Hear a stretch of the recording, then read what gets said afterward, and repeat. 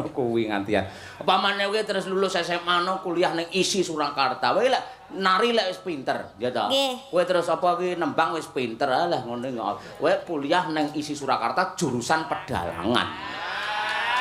Sing mulang bapak. Wah, tenan. Ayo Ken ke kantin aja kuwatir, tak bayarono. Ayo ngono kowe.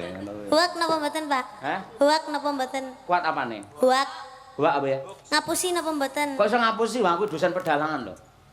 Loh, mengke lek delala sing ngajar mboten jenengan.